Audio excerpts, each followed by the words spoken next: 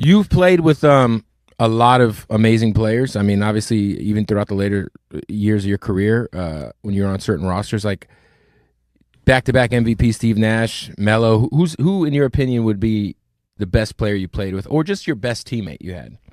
Man, I had a lot of cool teammates, bro. I had a lot of fun, right?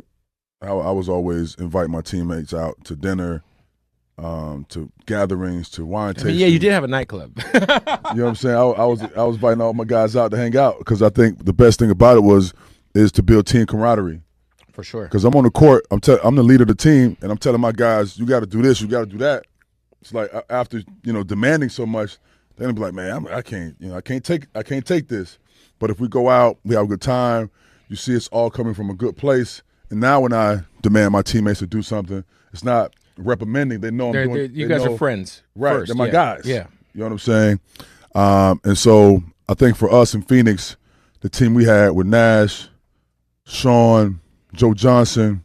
Oh, we're going to get to that team, but yeah, continue. But I'm saying those guys will come out and we'll hang out. Like Nash would come out and hang out in the clubs with us. Who would have thought? You know what I'm saying? Right. Oh, Nash was in there. Right? Yeah. He with the guys. Yeah. You know what I'm saying?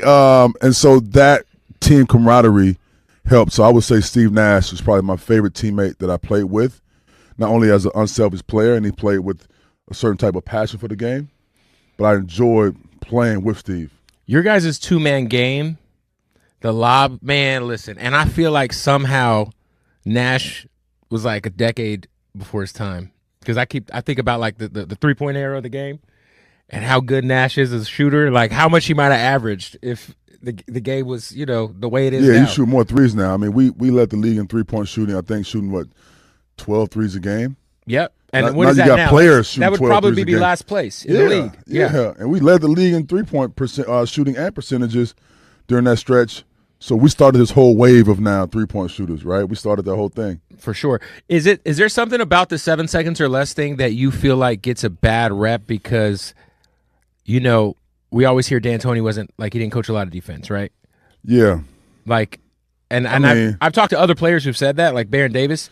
Yeah, But it obviously worked to the point where the Suns were the number 1 seed, the number 2 seed, caught a couple of tough breaks in the playoffs. But I feel like that brand of basketball, somehow, like when you talk to basketball nerds, they're like, yeah, but you'll never win a ring with that. But the thing is, we could have won a ring for sure. Right, we had a couple breaks. Shitty owner. Yeah, we had a couple breaks, a couple bad releases. Right, certain players we could have signed Joe for like 50-something million.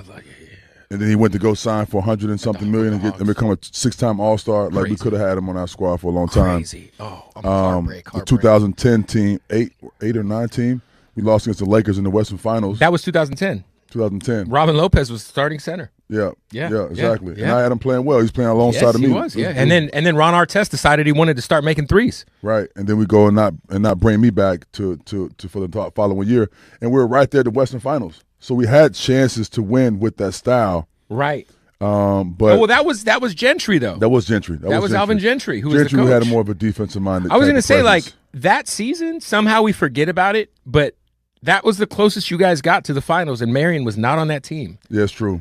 And that was like a very underrated Grant Hill season. Yeah, absolutely. Robin Lopez, underrated season from the big Channing guy. Frye stepped up big for us. Channing Frye, Jay Rich. Stretch 4, stretch 5, which is now the game. Is now the game, and we were so close, and the Lakers ripped our hearts out. But that season, your final season, it would have been crazy to get a ring, man. It was right there. Yeah, for sure.